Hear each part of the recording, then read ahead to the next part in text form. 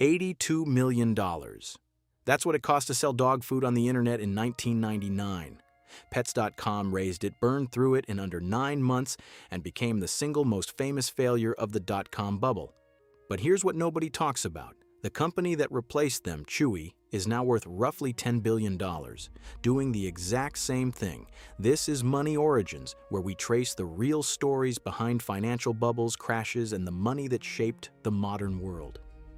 If you followed this channel through the South Sea bubble, Tulip Mania, and the Panic of 1907, you already know how these stories tend to go.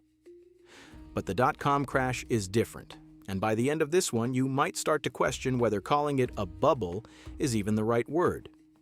By the mid-1990s, the internet was no longer a curiosity. It was a conviction, and Wall Street had made up its mind. The NASDAQ composite, which had hovered around 1,000 points for years, began climbing, then sprinting. Between 1995 and March 2000, it rose by roughly 400%. Worth noting, this isn't financial advice, and markets are unpredictable by nature. But the numbers from that era speak for themselves. The logic was almost religious in its simplicity. The internet would change everything. Therefore, any company connected to the internet was the future. And you don't question the future, you fund it.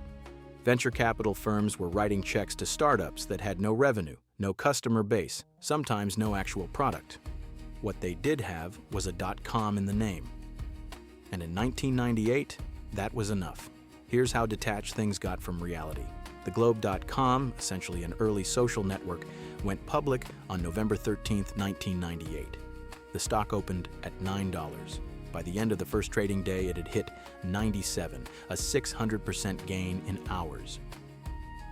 The two co-founders, both in their mid-20s, were suddenly worth more than $100 million on paper.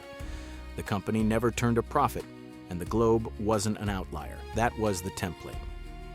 Now, this is where the dot-com bubble gets interesting and where most people stop too early in the story.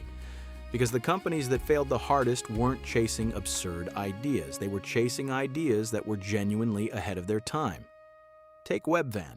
Launched in 1999, Webvan promised same-day grocery delivery ordered from your computer. They built massive automated warehouses. They hired thousands of drivers. They burned through over $1 billion and filed for bankruptcy in 2001. The concept was treated as proof that the internet had gone insane. 20 years later, Amazon Fresh does exactly what Webvan described. Down to the warehouses, down to the same-day promise. The difference wasn't the idea, it was broadband penetration, smartphone adoption, payment infrastructure, and logistics networks that simply didn't exist yet. Pets.com is the same story. They weren't wrong that people would buy pet supplies online, they were wrong about when. The tech bubble didn't produce bad ideas, it produced a timing mismatch between vision and infrastructure. And timing in markets is the only thing that matters. The NASDAQ peaked on March 10, 2000 at 5,048. What followed was one of the most severe market collapses in modern history. By October 2002, the index had fallen roughly 78%, trillions in market value, gone. The dot-com crash wiped out companies, careers, and retirement accounts, and the conventional lesson became, the internet was overhyped. People were irrational. The market went mad. But look at the wreckage more carefully. The Globe.com, a social network before the world was ready, died. Facebook launched 3 years later and became one of the most valuable companies on earth. Webvan collapsed. Amazon Fresh and Instacart now deliver groceries to millions. Pets.com became a punchline. Chewy became a $10 billion company selling the same products to the same customers. Almost every major dot-com failure has a direct successor that's thriving today. The ideas survived. The companies didn't. The dot-com bubble wasn't a story about mass stupidity. It was a story about people who saw the right future at the wrong time, and a market that couldn't tell the difference. That's what makes it the most misunderstood crash of the last century. Not because people were wrong, because they were right too early. And in finance, right too early and wrong look exactly the same. Keep in mind, none of this is investment advice, and hindsight always makes patterns look cleaner than they were. But if this one shifted how you think about bubbles, leave a like.